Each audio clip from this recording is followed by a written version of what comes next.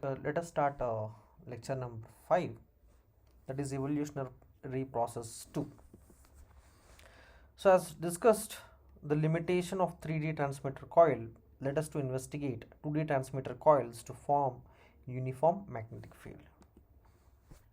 So the idea of evolutionary process 2, that is to design a planar transmitter coil to form a uniform magnetic field, is clearly discussed in this particular slide. So let us take an exemplary design. This is an exemplary design. How the MMSE algorithm works. So the thing is, we have used something called minimum mean square error algorithm to generate the maximally uniform magnetic field in the receiver coil region. So for that, what we have done is, you can see the equation 14 over here. So there is something called Hz x comma y. This is the evaluated magnetic field at the receiver coil region, and there is something called Ht x comma y. This is the targeted magnetic field strength. So the Ht x comma y is also shown over here. You can see, let us suppose we are targeting from this point to this point. So we want a uniform magnetic field from this point to this point. So the evaluated magnetic field, that is Hz x comma y, using the square coil turns over here, we should get all the magnetic field strength equivalent to this Ht comma xy. That means the deviation between Ht x comma y and Hz x comma y should be as low as possible. That means it should be less than 1% threshold limit. That is, the deviation should be such less. So for that, we have swept different parameters. One is current circulation, and one is side lengths, and the number of turns. Now you can see the Ht of x comma y function, how it is. Here H naught is actually existing from minus r to r. That means, let us say this is minus r, this point I haven't written over here, and this is plus r, so it should be equal to H naught. So this value is H naught. So a constant H naught strength should be there from minus r to plus r, and 0 otherwise. So we can see as it is over here. So now once we understand this equation number 14, now I will explain you graphically how we have performed this analytical optimization. So for that, we will take an example over here. Let us suppose this is the total number of turns that can exist for a particular design. So how to select that? First, you need to select a maximum dimension of the transmitter coil according to your application, and a minimum dimension, that is the minimum side length of the transmitter coil, also needs to be selected based on your fabrication facility, and the gapping between the transmitter coils also needs to be selected based on the fabrication facility. So once you have selected that, you have to call all the possible turns from maximum to minimum in the algorithm using the field forming equations as discussed in the evolutionary process 1. So how many possible turns you can see? So for, let us suppose here 7 number of turns can be called according to the maximum dimension, minimum dimension. I am not mentioning a particular number here because this may differ according to the fabrication facility, according to the target what you are according to your side length. So that's why, let us suppose according to your application scenario, the number of turns maximum is 7, that is 1 2 3 4 5 6 7, and these are having an equal spacing between the adjacent turns. Now what the algorithm will do is, from the outermost turn, let us suppose the outermost turn is the turn number 1. So it will pick the outermost turn, and let us call this is the outermost turn, and it will check for 3 possibilities. That is, let us say that is zeta n. Zeta n is nothing but current circulation over here, and let us say this is zeta 1 right now, because n is equal to 1, the outermost turn. And for zeta 1 has 3 possibilities, that is, 1, the current can move in clockwise direction, and the second possibility is it can move in anti-clockwise direction, and the third one is the current can be 0, or it represents, if zeta n is equal to 0, represents the absence of that particular turn. Now among these 3 possibilities, it will check with the target magnetic field how much is the deviation. So among all the 3 possibilities, that is zeta n is equal to 1, which shows clockwise, -1 which shows anti-clockwise, 0 which shows no turn. So whichever is the minimum, that particular turn it will take in this equation number 14, from the equation 14. Let us say MSC 1 plus 1 is let us say it is some value, and MSC minus 1 is some value, MSC 0 is some value, so it will take min of all those three. So let us say because this is the first most turn, the clockwise turn is giving the minimum MSC, so it will take the clockwise turn.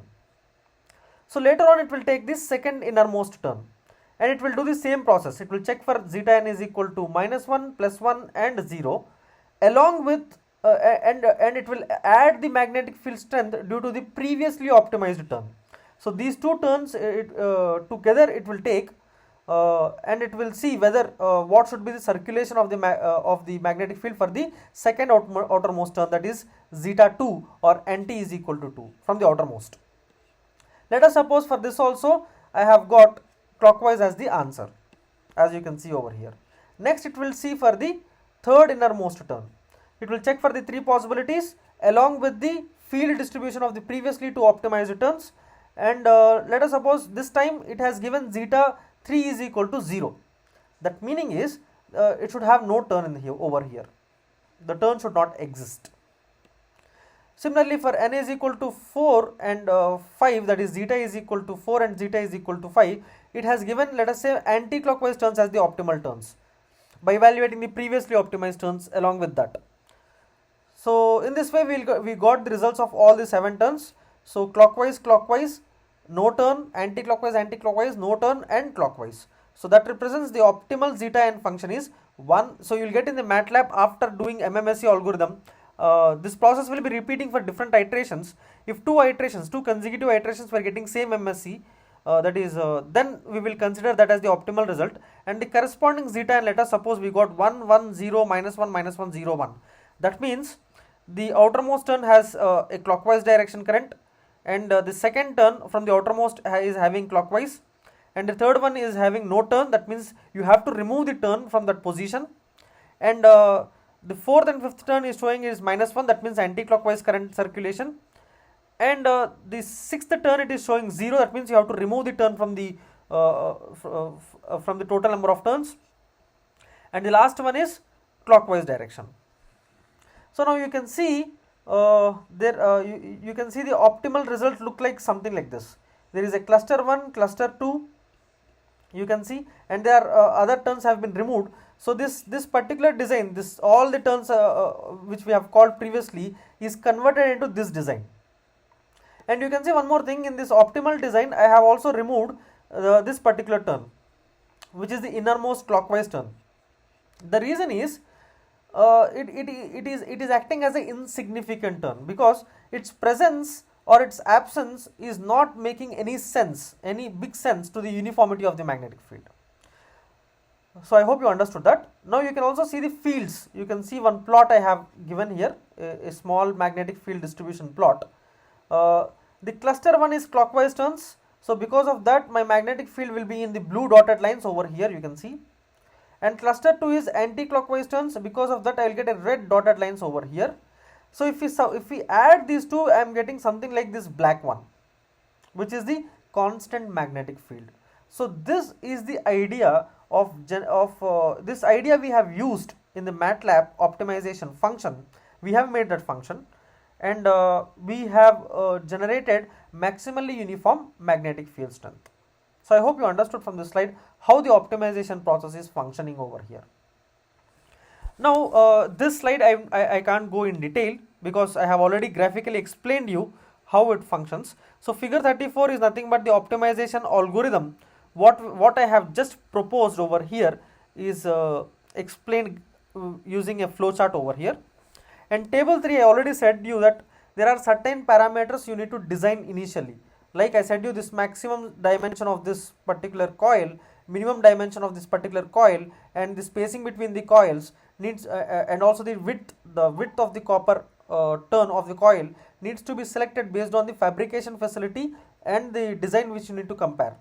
Now here we have selected ST0 is equal to 200 mm is the maximum dimension of the transmitter coil is 200 by 200. We have selected this because we need to compare with one of the literature design. so which has same amount of dimensions. STM is equal to 16 millimeter we have selected because our SMA is approximately 5 to 6 millimeter. So if we go less than the STM is equal to 16 millimeter, there is a possibility that we can't solder it at the center. So that's why we have limited it according to the fabrication limits. W2 is nothing but the thickness or the width of the copper strip, which is 0.5 millimeter.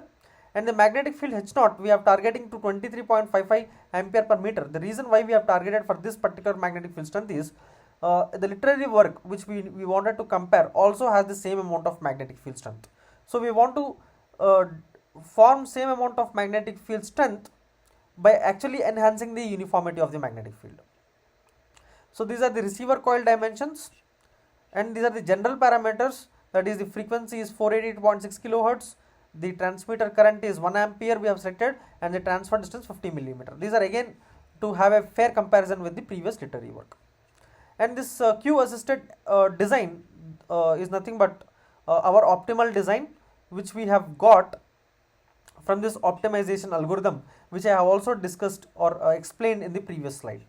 Now you can see there is a cluster 1 which has a maximum dimension 200 and minimum dimension 152. So we know that we have kept gapping as 0.5 and 1.5 mm as the gap, and 0.5 is the WT. Accordingly it will select the turns, and you can see the circulation of the current is +1, that means the clockwise turns. After 152 straight away we are starting 144 instead of starting at 153, 151, 150, because there we are actually the zeta n is 0. So those turns will not be there.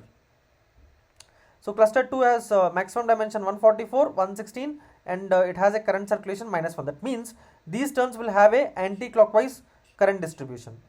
So similarly cluster 3 and cluster 4, the same thing what I explained in this table is graphically or visually explained in figure 35. You can see the outermost turn has a cluster 1, cluster 2, cluster 3 and cluster 4. So cluster 1 is clockwise, cluster 2 is anti-clockwise, cluster 3 is clockwise, cluster 4 is anti-clockwise. In this way we can actually form widespread uniform magnetic field, that you can see in figure 36 in the magnetic field distribution plot. See, this is the optimal magnetic field strength. You can see how uniform the magnetic field strength has been formed. Because of this widespread uniform magnetic field strength, in figure 36b you can see my mutual inductance is also widely uniform. Now in figure 37 we can have a comparison with the literary design. You can see the red dashed line and also a diamond shaped dots, both one is analytical, one is simulated, both having better uniformity compared to the analytical literature and simulated literature. You can see that is the blue one. So it has better uniformity in terms of normalized magnetic mutual inductance, as well as in both delta x is at y is equal to 0 plane, and as well as y is equal to x plane, that is diagonal plane. This is the diagonal shift and this is the lateral shift, that is figure 37. And in table number 4 we can clearly see that the uniform magnetic field strength of the literature design is 51.84%, whereas the proposed design, whatever we have proposed, has been enhanced from that percentage to 60.84%. Because of this increment, the uniform mutual inductance region is increased from 6.25% to 14.44%, which resembles that almost we have increased more than 100%. So similarly the load power is also enhanced because of the uniformity enhancement of magnetic field strength. So this is the experimental setup we generally use. So you can see there is a robotic arm.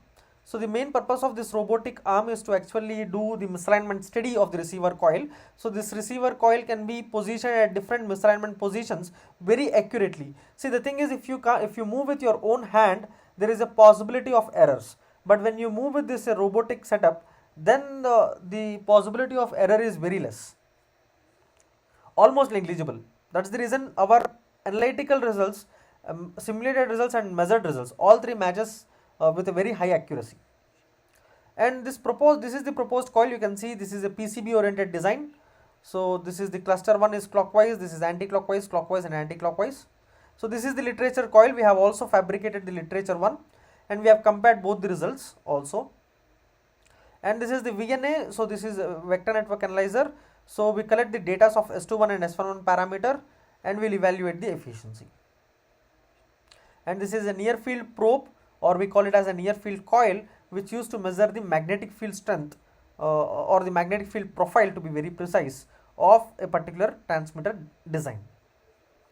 So what we have done is, one is we have designed using a PCB material, as you can see in figure 38, and also we have actually fabricated using a copper coils also to enhance the efficiency. The thing is, the PCB occupies more amount of resistance. The reason is the thickness is only 35 micrometer. Because of that, my resistance is drastically increasing. Whereas if I use this copper wire, the amount of resistance is decreased, so my efficiency is also enhancing. You can see the efficiency what we have achieved for the proposed design in figure 39D, you can see, is approximately 70%, 75%, whereas for the literature design it is 73%. So the stability of the eta is nothing but the efficiency of PCB and copper designs is enhanced from 40 by 40 millimeter square for literature design to 72 by 72 millimeter square in the proposed design. This makes a 22% overall enhancement of misalignment tolerance. And also, if you see, because of Q assisted, the reason Q assisted why we used this, I have shown you that in the slide number, the previous slide, when I have explained the optimization procedure, I have removed some insignificant turns. Because of removal of those insignificant turns, my resistance has been decreased. Because of that, my quality factor is increased. So the efficiency for PCB design is 17.41% for a proposed one, whereas for the literature one it is 17.16%. A slight increment of efficiency we are seeing because it is a Q assisted design. Similarly, you can see in the copper wire also it is 74.77% for proposed design and also 73.3% for the literature design. So slight increment of efficiency is there in both PCB and copper wire because of the Q assisted design, along with enhancement of the misalignment tolerance. So conclusive demerits of subobjective 2, you can see the design whatever we have mentioned over here, that is the NUDDC design, or we will call this as the design 2, may not guarantee the optimal magnetic field, because we have assuming the uniformity of the magnetic field is the optimal one. So that assumption is wrong because there is no mathematical analysis to prove it. So therefore, instead of targeting the uniform magnetic field, we have targeted uniform induced voltage, and we are asking the algorithm to give what would be the optimal magnetic field in the next evolutionary process. So that is the one of the demerit, that is we don't know whether the uniform magnetic field is really the optimal one or not. Next is, moreover, because of this widespread uniform magnetic field distribution in the receiver coil region, large amount of flux leakage is taking outside the receiver coil position, leading to reduced coupling and efficiency. So with this, I want to end the lecture number 5. I hope you understood how we are evolving from the 3D transmitter coil to the planar transmitter coil right now, and how we are moving ahead to the much more advanced designs in the next lectures. Thank you very much.